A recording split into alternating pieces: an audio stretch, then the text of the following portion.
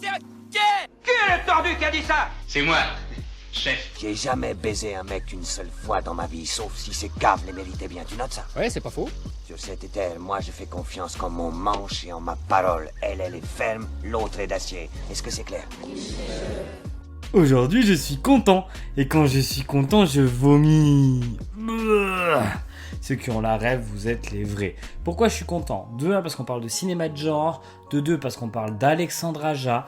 Et de 3, parce qu'on parle d'un film français et d'un bon film français. Alors pour une fois, je peux avoir tendance des fois à cracher sur Netflix. Là, je dis merci. Merci Netflix d'avoir réussi à nous donner un film comme Oxygène, donc qui est sorti il y a quelques jours de ça, précisément mardi de cette semaine. Pour ceux qui l'écoutent en 2028, nous sommes en 2021 et très exactement le 14 mai 2021 et je vais vous parler d'Oxygène d'Alejandro Aja.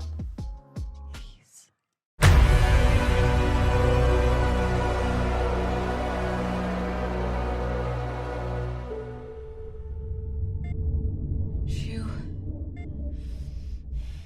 Pourquoi je me souviens de rien? Je suis Milo, votre médical interface de liaison opérateur. Je suis forcément malade. Aucune maladie ou anormalité détectée.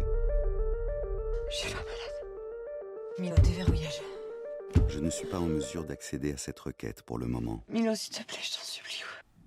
Non mais on le dit pas assez souvent et en plus là, dans quelques jours les salles réouvrent, donc il faut le dire, j'aime le cinéma français et le cinéma français est plein de diversité, il ne faut pas s'arrêter à ces productions un peu bas de gamme, souvent menées par des acteurs plus avides d'argent qu'autre chose, par des réalisateurs et des producteurs plus avides d'argent qu'autre chose et qui font de la comédie bas de gamme. Le cinéma français c'est bien d'autres choses et aujourd'hui on en parle en bien, on en parle avec Oxygène. Oxygène, c'est Mélanie Laurent, ou une femme si vous préférez, qui se réveille dans un caisson de cryogénisation, 35% d'air restant, sans aucun souvenir de qui elle est et d'où elle est. Et on va voir un petit peu l'évolution donc, de ce huis clos un peu claustrophobique. Il faut savoir qu'Alejandro Aja est quand même quelqu'un que les personnes nées dans les années 90 connaissent plutôt bien, au moins avec le remake de La Colline des yeux 1 et 2, qui sont des films, je pense, importants pour les cinéastes, pour les cinéastes de mon époque, pour ceux qui sont nés en tout cas à cette époque-là. Moi, ça a été un film un peu fondateur, un film qu'on regardait un peu en cachette quand j'étais jeune, et là, il a fait bien d'autres choses, il a fait Piranha 3D, il a aussi fait le Crawl, excusez-moi, je mélange avec la série Netflix, donc Crawl qui est sorti récemment, et Alexandre Aja, c'est un mec qui à la base commençait avec du cinéma de genre en France, qui a essayé de faire des choses en France, malheureusement ça ne s'est peut-être pas développé comme il aurait aimé, donc il s'est exporté aux États-Unis avec donc plein de films différents, mais il ne faut pas s'arrêter qu'à ça. Il a fait d'autres choses intéressantes, il a fait des choses très bien comme Haute Tension dans sa période française, et là il revient en France, alors par l'intermédiaire de Netflix, mais avec une réalisation française, avec des acteurs français, Mathieu Almaric et donc Mélanie Laurent, et c'est trop bien, c'est vraiment génial de faire ça, je trouve ça cool. C'est un réalisateur qui a du talent, qui est fort, et on va pouvoir en parler, qui fait du cinéma de genre. Le cinéma de genre était un cinéma assez important dans les années 50-60 en France, avec des réalisations immenses comme les yeux sans visage, qui est un véritable chef-d'œuvre du cinéma français. Et c'est bien qu'on ait des réalisateurs aussi comme ça. On a Julia Ducournau en ce moment. On a eu donc Alexandre Aja, comme je vous disais, qui relance un petit peu sa machine en France. C'est bien. Moi, je veux continuer à avoir du cinéma français qui arrive à se développer avec ce type de choses-là. Comme je vous dis, ce qui est intéressant, c'est quand même vraiment la diversité dans le cinéma. Pour ce qui est de mon avis, donc comme je vous dis, j'ai vraiment beaucoup apprécié ce film. Et pourquoi ? Parce que déjà, il y a une ambiance que j'ai trouvée génial. Dès le début, on le sent. Dès le début, on a une espèce d'effet stroboscopique qui, moi, m'a vraiment mis dans un sentiment de mal à l'aise. Ça joue sur une fréquence assez étrange, avec une colorimétrie qui passe du rouge à des couleurs normales. Et c'était vraiment dérangeant. Et ça met directement dans une ambiance anxiogène. Anxiogène, je pense que c'est le bon mot. Oxygène, manque d'oxygène. Anxiogène parce qu'on est dans une cuve, on est dans un bloc où tout le film va se passer. Et c'est un huis clos dans un bloc avec quelques flashbacks, quelque chose, il y a un background autour de ça. Mais l'ambiance, en 10 secondes, elle est jouée déjà. C'est vraiment bien. En plus, comme je vous disais, la colorimétrie, le rouge, c'est l'urgence, c'est la peur, c'est tout ça. Ça monte. En plus, c'est un rouge un peu noirci, un peu dans des teintes comme ceci.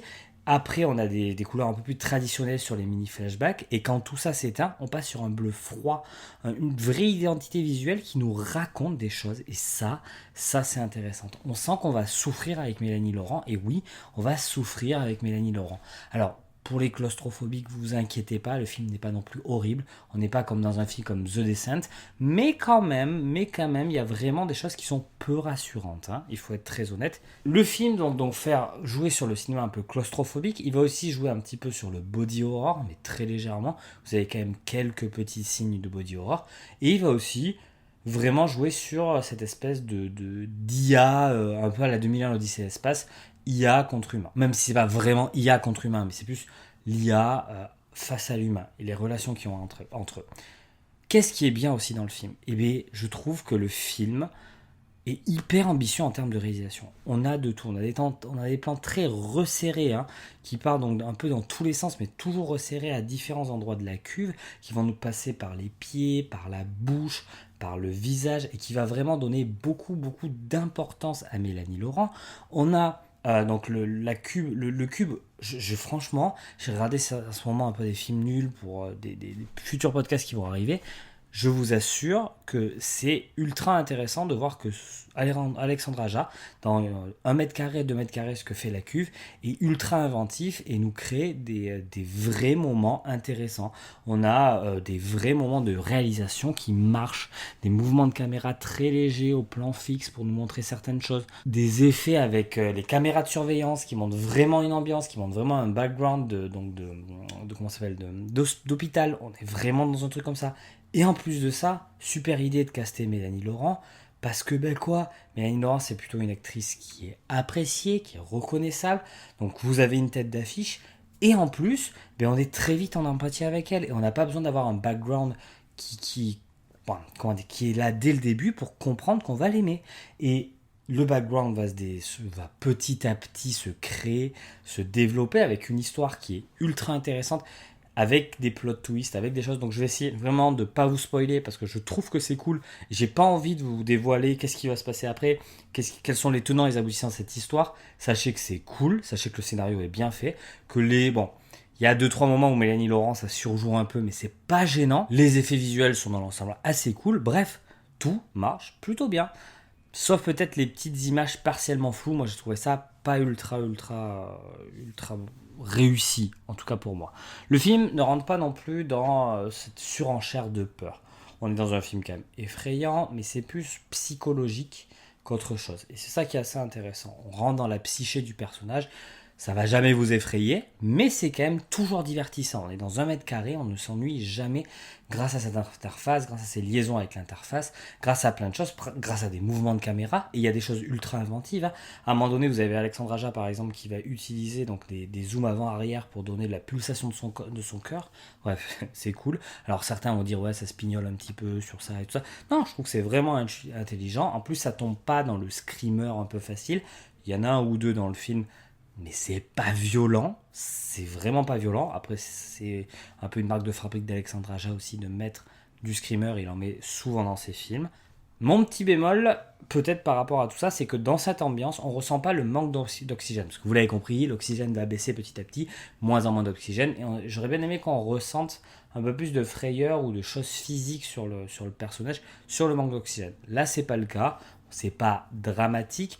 Mais c'est un petit point d'amélioration que j'aurais bien aimé voir dans le film. Il y a aussi une idée qui m'a vraiment beaucoup plu. Cette idée de revenir sur des flashbacks en espèce de carte postale, sur des petits moments de vie, parce qu'elle ne se rappelle pas, elle est amnésique, donc elle essaie de retrouver des petits fragments, des petites choses semi en enquête. Je trouve ça vraiment bien, c'est vraiment cool. Alors les scènes comme ça sont pas les plus jolies, les plus élégantes, il n'y a pas grande tentative dessus, c'est très classique, ça ressemble à la carte postale mais ça fait le taf, ça donne un univers, ça donne une profondeur au personnage et j'ai trouvé ça vraiment intéressant. Sans trop vous spoiler, si vous voulez pas être spoilé, allez 30 secondes après, j'en ai vraiment pas pour longtemps.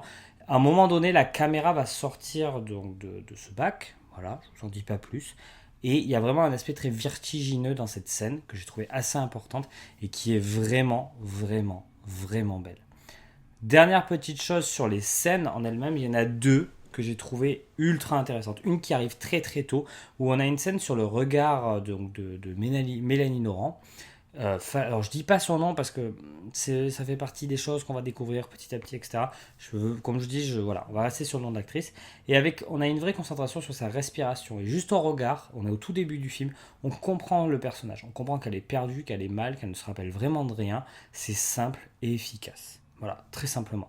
Et j'en ai une autre, alors je veux pas trop rentrer dans le détail par mesure de non-spoil, mais à un moment donné, vous avez la caméra qui fait un 360 degrés à la manière d'un 2001, l'Odyssée de l'espace, hein, et c'est immense, c'est magique. J'ai adoré ce passage-là. Alors oui, c'est inspiré par plein de choses, mais c'est vraiment, vraiment bien.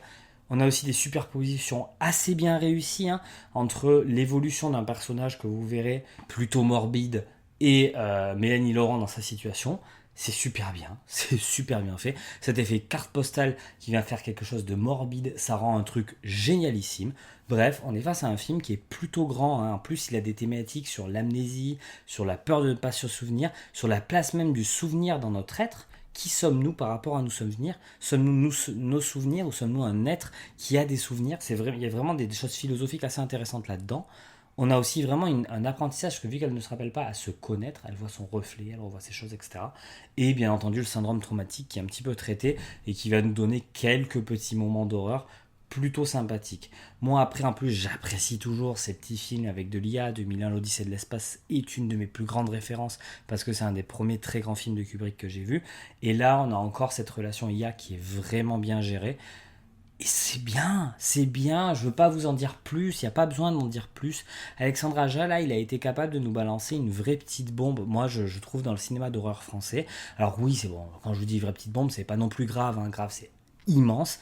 Là, c'est un excellent film, vous passerez un très bon moment dessus. Il y a Mélanie Laurent qui joue bien, vous avez des vraies tentatives de cinéma sur les cadres, sur les plans, sur les mouvements de caméra. Vous avez une ambiance sonore et visuelle qui est complète, qui est créée de manière intelligente. Bref, vous êtes face à un bon film. C'est peut-être pas le chef-d'œuvre du siècle, bien sûr que non, mais moi, à titre personnel, c'est peut-être mon Alexandre Aja préféré, ou en tout cas, il fait partie de mes préférés au niveau d'Alexandre Aja. J'étais quelqu'un qui avait été un peu perplexe devant Crawl, que je trouvais sympathique, mais sans plus. Bah là, je me suis réconcilié avec lui. C'est bon, merci Alexandre, et puis on se revoit à ton prochain film. C'est pas moi. C'est qui alors ? J'ai vu, je sais qui c'est, mais je dirai rien.